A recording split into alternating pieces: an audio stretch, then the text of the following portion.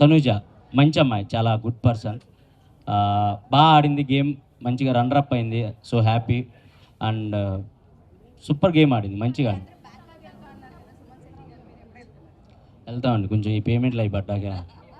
Sir Kalyan గారు గెలిచారు కదా, ఎలా అనిపిస్తుంది మీకు? హ్యాపీ, నేను చాలా హ్యాపీ.